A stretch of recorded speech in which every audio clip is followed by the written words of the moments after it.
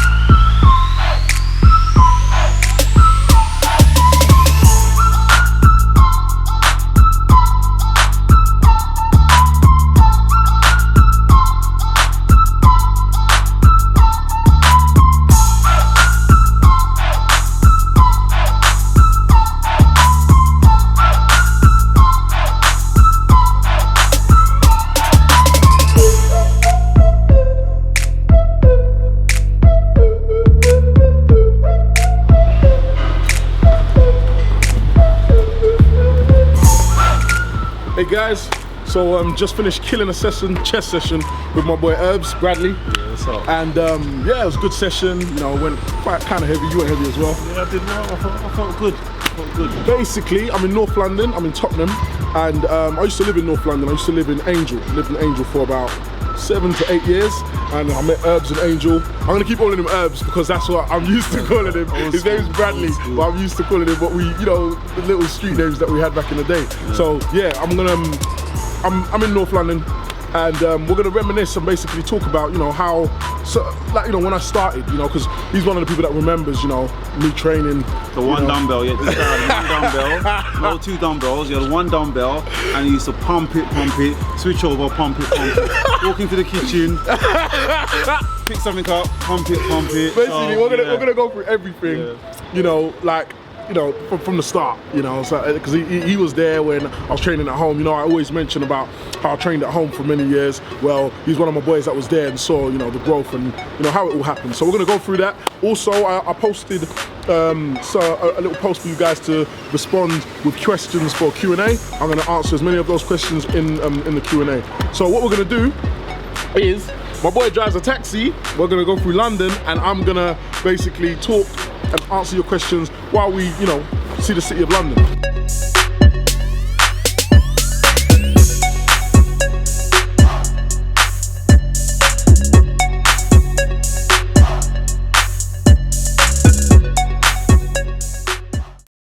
It's your boy Brad, I'm in the car, got Simeon. Bodybuilding phenom in the back. Gonna ask him a few questions today, you know, get to know him a bit better, day-to-day things. Well, you know me, they gotta get to know me, man. Yeah, man. And I mean, okay, yeah, wicked. I think what do we meet? We meet at Miles's, isn't it? We met at your neighbour's house, Miles. My neighbours, basically, my next door neighbour, I used to live, you know, when you live in like an apartment where you got the house where the doors are just like side by side. So my boy Miles used to live next door, and I used to go chill with Miles.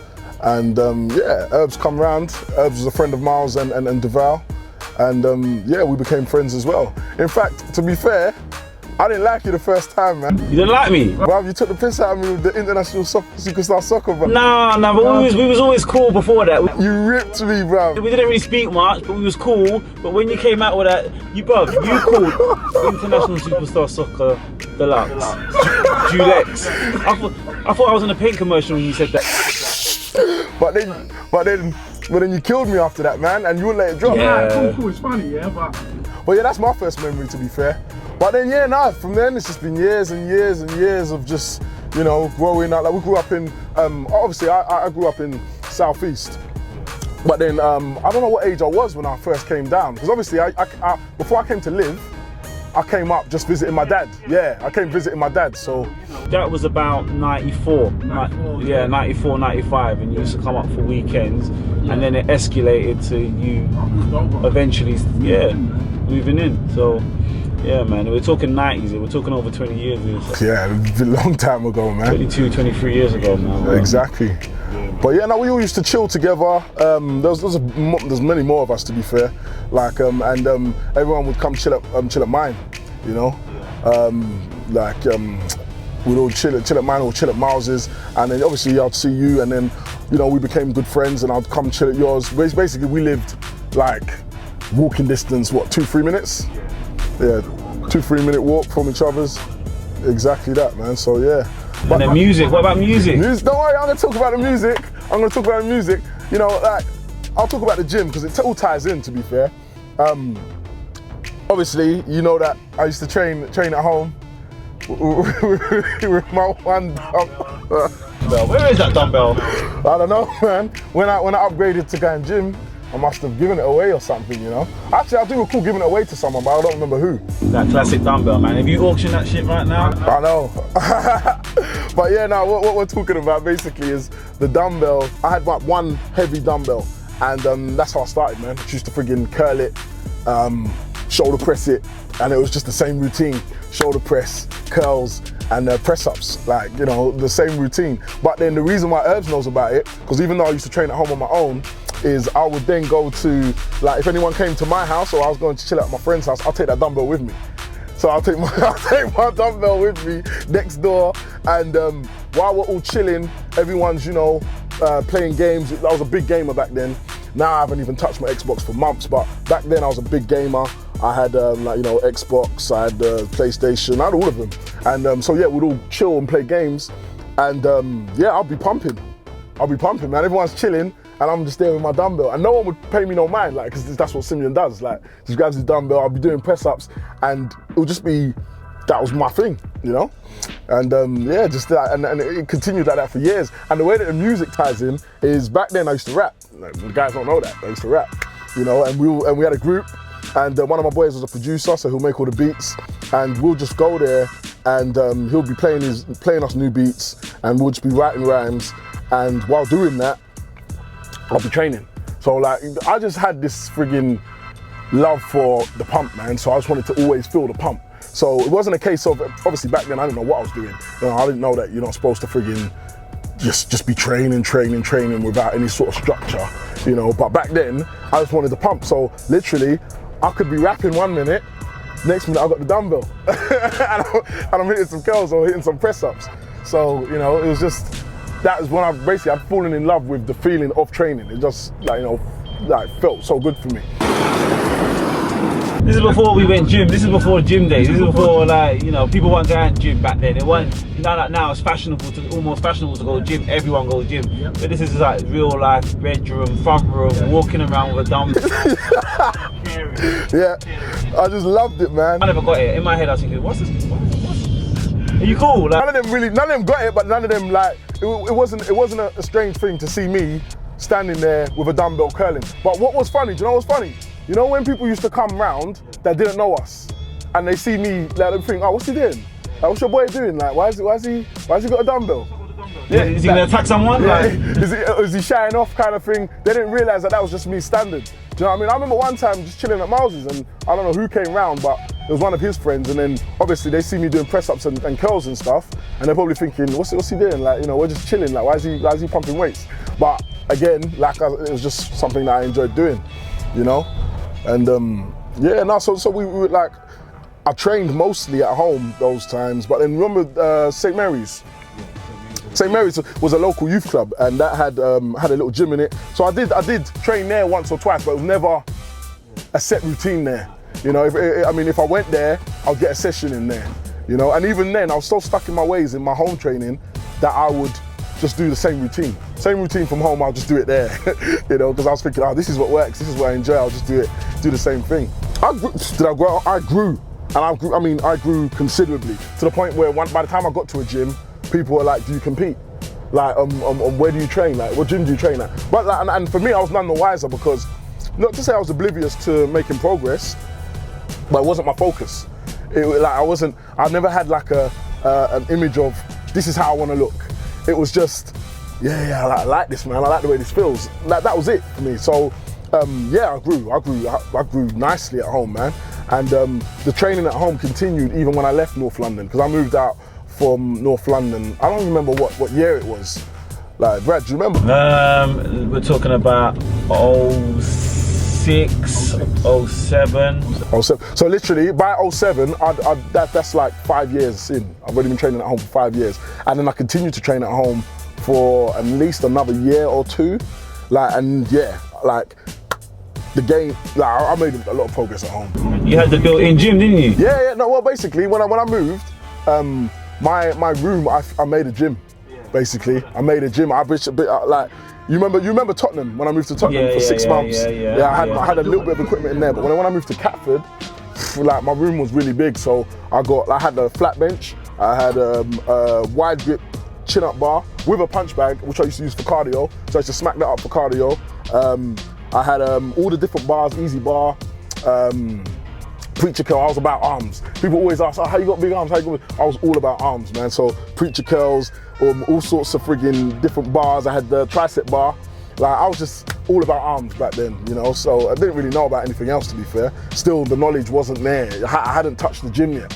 So I didn't know that, you know, there was all these other body parts to hit or how to hit them. I was just liking what I was doing at home, and I was gaining a lot of confidence in my, you know, in what I was doing, to the point of arrogance, to the point of I didn't want to hear anything. This is working, this is what I do at home, I don't want to hear anything else, I don't know what you guys do. But by the time when I did my personal training course years ago, and I finally entered the gym and realized, you know, it opened up my eyes to all sorts of other exercises and to anatomy. I've mentioned before about the book that I started reading, which was Strength Training Anatomy. That book basically just opened my eyes to the body, to everything. And I was like, oh, okay, so I've got to do this exercise for this exercise for this. And I think that's what I can owe my symmetry to now, because I started to structure my plan for my training to make sure everything was getting hit.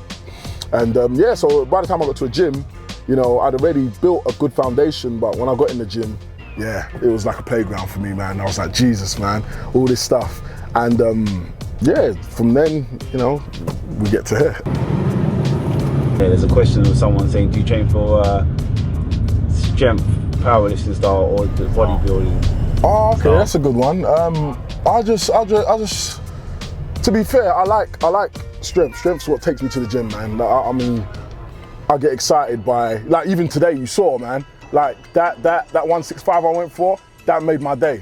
That's what I go for. You know what I mean? That's what I'm looking forward to. So obviously when I'm touching like the 50s and stuff, it's like just, yeah, I'm warming up, making sure that I'm ready, getting the right amount of rep range to say that I can go for it. And then that set is what makes me feel good.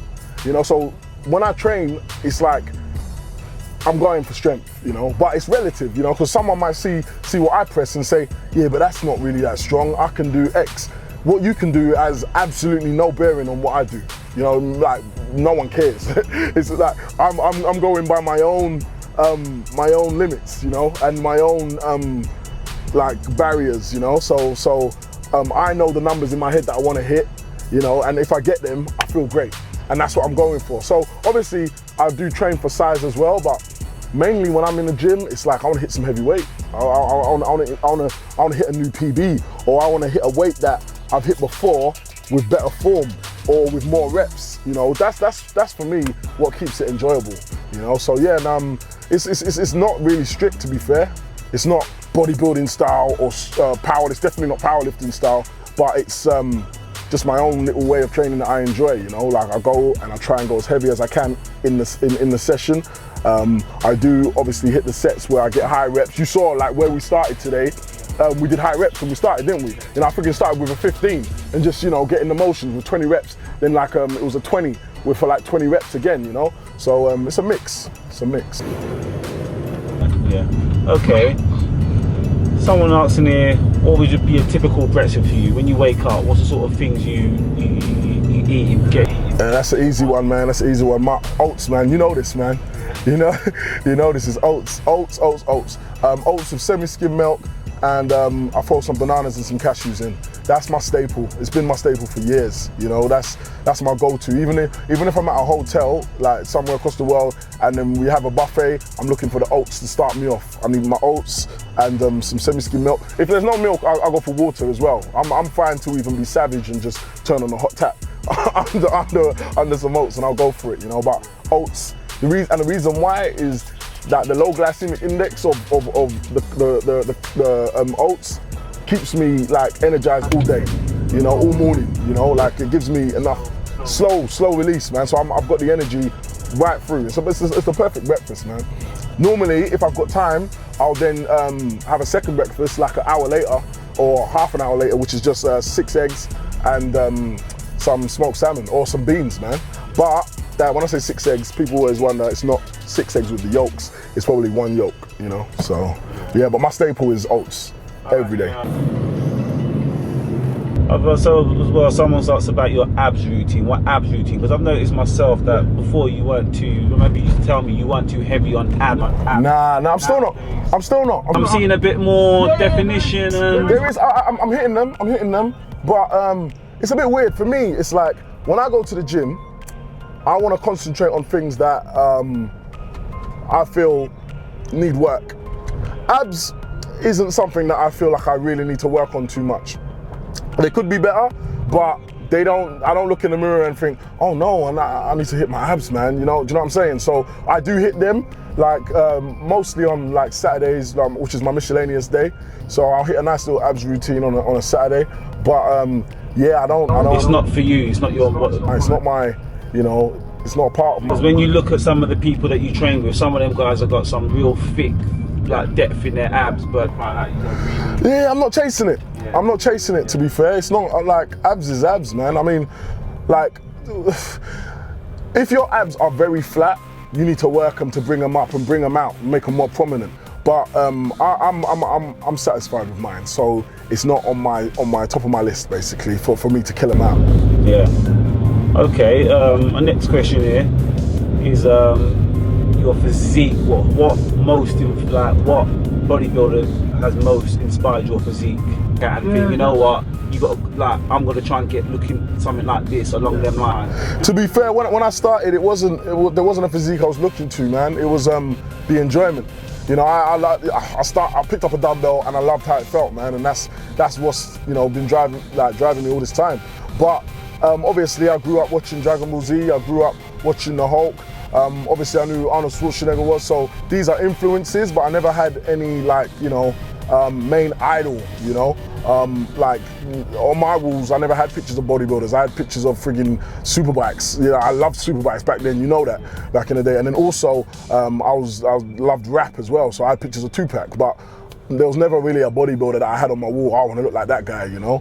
It was just the way that it felt, man, which I think is good as well, because people tend to compare themselves a lot, you know. So imagine I did have someone on my wall, I'd be looking up and thinking, why don't I look like that? Oh, maybe I need to change my plan, maybe I need to find out what he does, etc., etc. And sometimes it's just good to you know, not to just to try and concentrate on yourself and try and be the best you can be, you know, like that. Someone's asked you, what's your favorite muscle? Favorite muscle to train or on me? I would, if I was asking it, looking at this question, what is your favorite muscle on the body? Like what's your traps? My favorite is my traps, man. When I look at a picture or a video, like my traps is what I'm very like.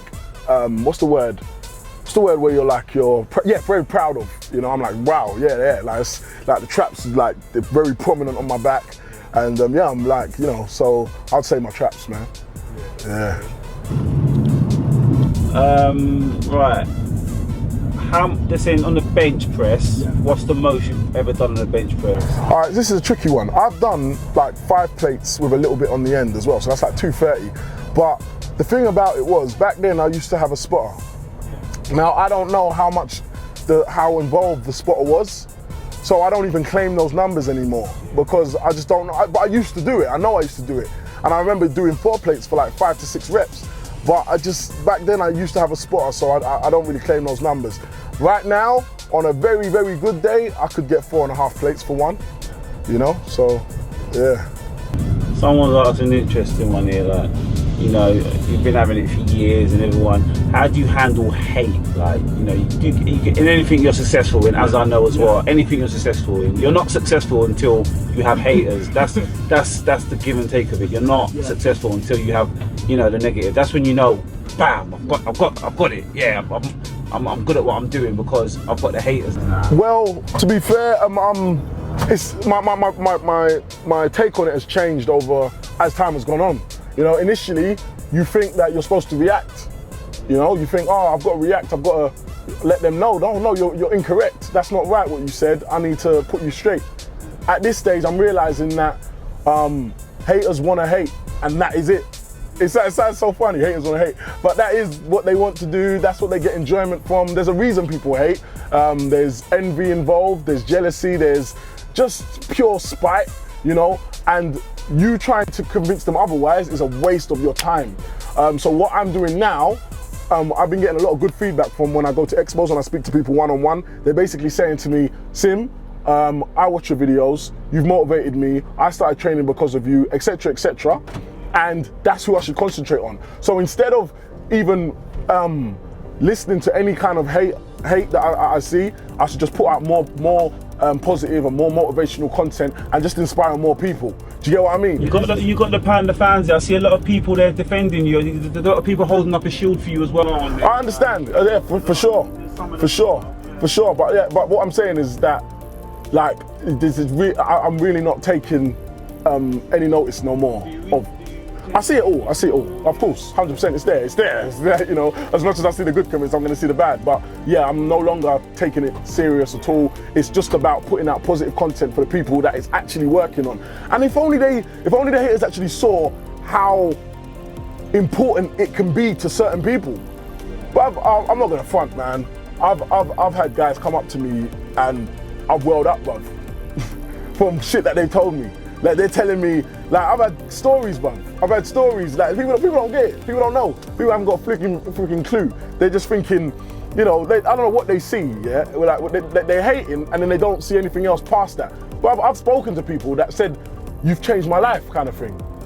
You know what I mean? And then they've told me a story and I'm like, wow, man. Like, you don't even know what kind of impact you're having. So, and then some of them have said, and because of that, you need to keep doing it. You know, and you need to ignore the haters, and that's what I'm listening to right now. So, you know what I'm saying? Like that. Why don't you participate in competitions is another question that's popping up here quite a lot. People want to know, you know, you used to do the competitions, you're not so much involved, you know, you do your motivational speaking and stuff now, you're not too involved in the competition. Why is that? Because it was never my passion, man. I have to keep saying it. It's like, people see a bodybuilder, and I know it makes sense, see a bodybuilder, you think he competes and he should compete, or why doesn't he compete? I want to see you compete.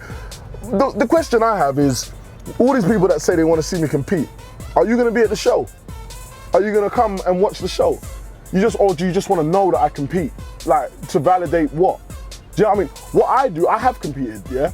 And I did it for the experience. I wanted to, you know, it's a fun experience. For anyone that's actually thinking about doing it, it's very fun. If you're doing it for the right reasons, you can have a great time. You're amongst your peers, and you know, you show what you've got. You learn how to pose. You learn, you pose to a routine. It's fun. It's good to do. But it was never my passion to become, you know, a competitive bodybuilder. But like, you know, when I started, yeah. So think back to me hitting the dumbbell in the room. You spoke to me them times. Did I ever mention I wanted to be a competitive bodybuilder? Ever. It was not on my radar. I just love training. It was not on my radar. So why did I compete in the end? Because, like I said, it was something that I thought I'd enjoy, and I did enjoy it. But it's not my passion, man. Some people, you're training and you want to be a bodybuilder to compete. You want to be a competitive bodybuilder. That is fine. Everyone has their own goals. It was not mine, you know. And that's the reason why, you know. And also right now, I'm heavily involved in visiting different countries and doing seminars and doing motivational stuff, and that's what I get a buzz from, you know. I don't really get a buzz from being on the stage. Even when I did do it and I won my competition, you know, some people, that's the best thing in the world to them. Even when I became a pro in Muscle Mania, which was a great feat, you know, I felt good about it. But for some people, they I want to be a pro. I want to be a pro, and that's their goal, and that's fine. But it's not mine, and that's fine also. You know what I'm saying? So someone's asked him, why do you only train your muscle group once a week, that particular muscle thing, like, or do you train muscle groups twice a week? Yeah. Do you know what? Just once a week. The other day I put a post up and I said this again. I said, oh yeah, that I train muscle groups once a week, and someone said, but that doesn't work. And I'm like, if they train to the intensity that I do, with the sets that I do and the volume that I do for that muscle group, it should work. I don't see why it shouldn't. Do you know what I mean? Like, my sessions are intense. You know, we've trained, you know, I go for it, man.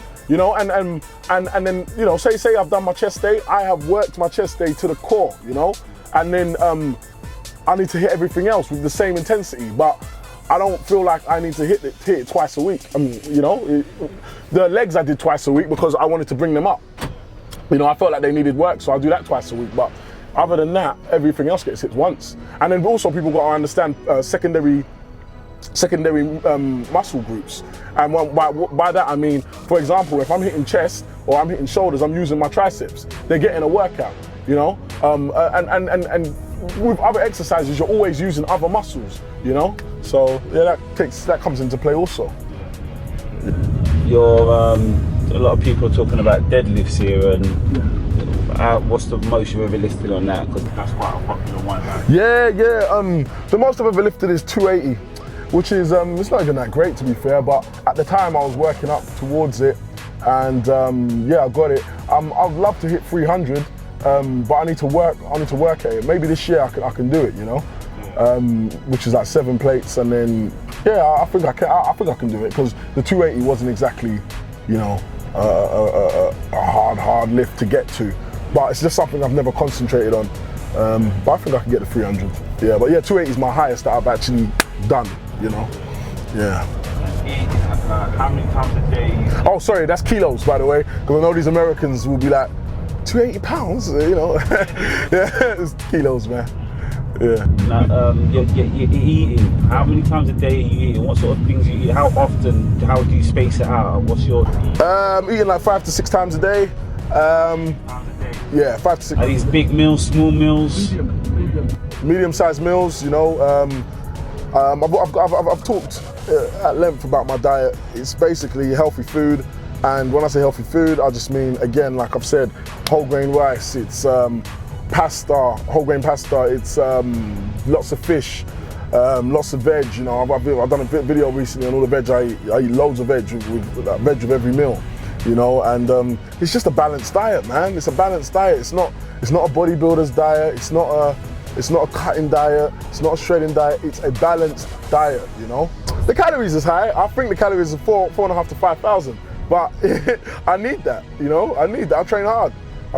So and I've got a lot of muscle mass. So I stay hungry, man. I stay hungry daily. You know. What is your? Someone said here. This is good. What's your biggest fears? You know, everyone's got their fears. It might not even be bodybuilding. It could be something else. But what's your biggest fear? I thought of a fear for you one day. Yeah. I thought of a fear for you. That's not being real. I thought of a fear one day. I ain't told you this year, but one day I woke up and I thought. Imagine you woke up and you was as skinny as what's that geezer from that film? The comedy, the guy with a fake ID. Yeah. What would you do if you woke up and you were skinny? Yeah, I'd be very disappointed. But you know, and I don't think there's anything. Would you get back to the Simeon we all know? I'd work. Yeah. I'd work. I work. You know what I mean? I work hard at things, so I hope I would. You know, but how would I feel about it? I'll be very disappointed. And why should I be? I worked very hard to build up my physique to what I've done. So, you know, as with anything that you work for, if you lose it, you'll be very, very disappointed and you'll be very unhappy about it. So, yeah. What's your favourite car, Simeon? What is your favourite? Oh, banging, yes, awesome, man. Talk cars. My favourite car. See, the thing is, I've got so many, and they always change because there's always, you know, I don't know. There's so many supercars that I love. But my favourite car that always stays in that list right near the top is the Shelby Cobra. The 1965 Shelby Cobra is just beautiful, man. It's just, I love it. I love it to bits. I don't even know when I first fell in love with it. I've got a model of it at home on my table, and yeah, I love it. In blue with the 2 stripes. That's you know, that's my favourite flipping car, man. I love that car to bits.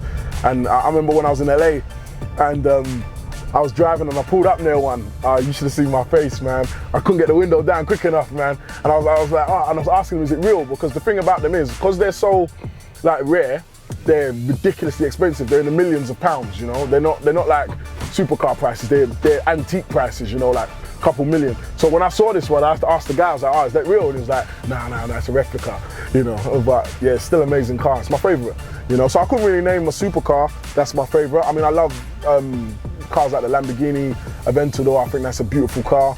I like the McLaren P1, which is amazing. I love a lot of supercars, but none I feel as tied to as that. I just love that one, you know. So yeah, that's my favorite car, man. Shelby Cobra. Yeah, now you've travelled quite a few places in the world. You know, you've been doing work in all parts of the world. Nearly every continent you've hit. I don't think there ain't a continent you ain't hit. Asia, man. I hit Asia. Asia, yeah. Asia's probably the only one that you haven't hit, but as far as anywhere else, you've probably covered it now. Experience-wise, what one of you gained the most? Where would you say, you know what, that place, I've come back and it's changed me a bit. I've seen this and I've done this here and I've met these sort of peoples and related to these sort of peoples in bodybuilding. What place would you say, you know, has had a big... Well, the one, it's basically when I went to India, it was the only place that I went to, apart from Egypt, but India more so, that I felt I was really somewhere else, if that makes sense. So basically what I mean by that is, I've been to New York, I've been to LA, Vegas, I've been to Australia, Poland, Warsaw. These are cities, yeah? And when I'm in, it's just another city for me. So it's just like London, I'm in a city, you know, like busy city, people going to work, etc. You know, cosmopolitan, yeah.